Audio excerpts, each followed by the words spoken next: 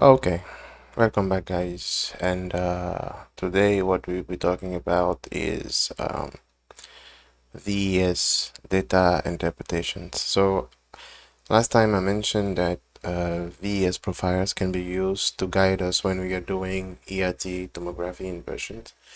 And I think one question was how to use those information from the VES modeling to support the ERT inverse modeling.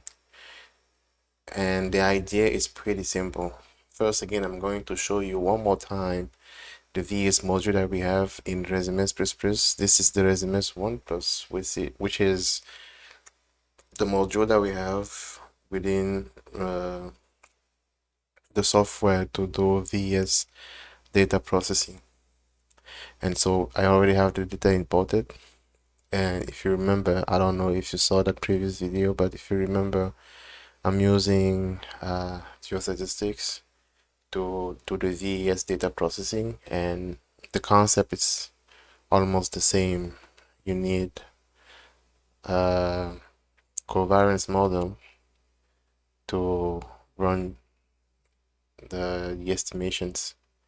So now I'm going to define the range, and then I'm going to define the highest value. Let me see if it's this. Well, it's not bad.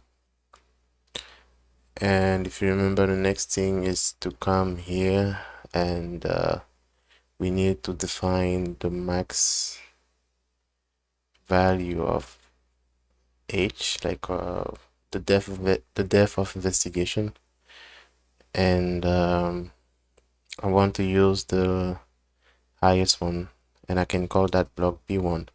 Remember that in this case, the reason is you can run this processing by block, so you can have different blocks and then run the inversion within each one, or you can run the whole thing. So the idea here is just to give that option to users.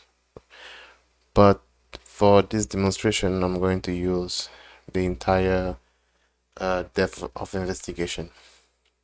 So I will click on this to launch to start the inversion.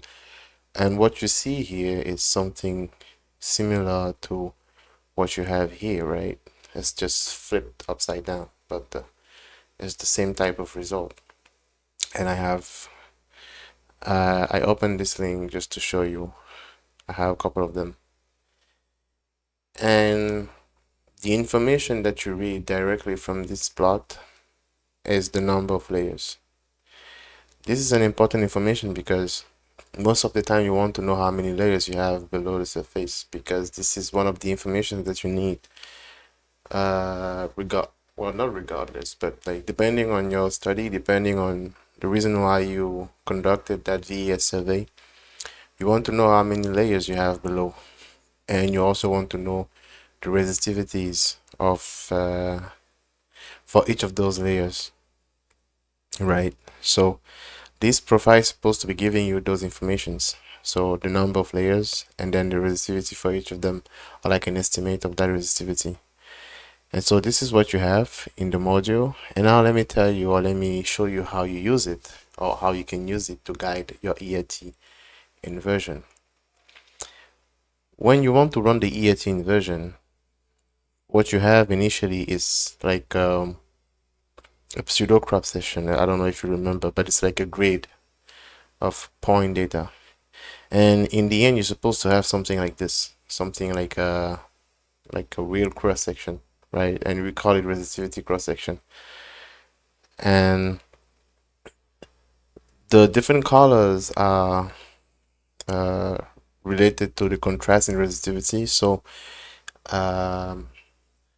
the way the resistivity is varying below determine the way those colors are laid out, right?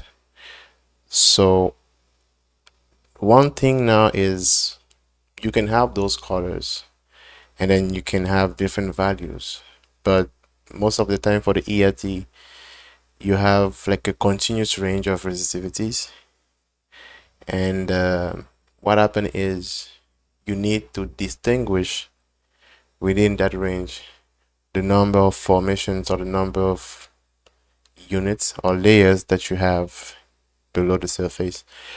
You can use your background information to guide you into that process, or you can use VES data to guide you into that process.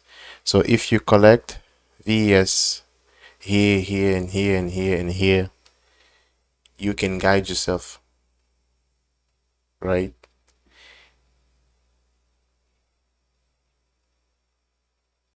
Sorry, we got interrupted. What I was saying is you can have those VES data collected at those different locations, right? And then what you do is you will run the VES uh, inversion to have the number of layers at those different locations.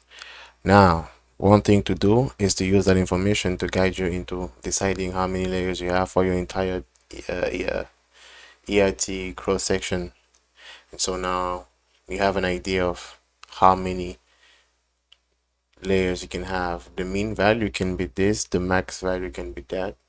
And then for each of those, you have an idea of the resistivity. So it gives you a way to go from a picture like this one, right, to a picture like this one below, because now you have the VES profile to guide you into doing that, because this one will give you a specific number of layers with their resistivities, so you can use that information to go from this one to this one. So this is how this is one way of using the VES data to guide you into the ERT inverse modeling. And so, of course, we don't have all these, not yet, in this module, but remember what I said the other day. This one is supposed to be something that someone can use when he's working with the main framework, right? And so as you're working on this, you're supposed to have the ERT somewhere before this step, or maybe after this step. And what you would do is just use these information into the ERT data processing. So the idea is to combine them. But of course, some people enjoy having different tools or modules that they can use to do different tasks. So we don't want people to feel like they only have to use SMS++ to do what they have to do with their data. So we provide both. We provide this module independently. It's going to be available also probably by the end of this weekend.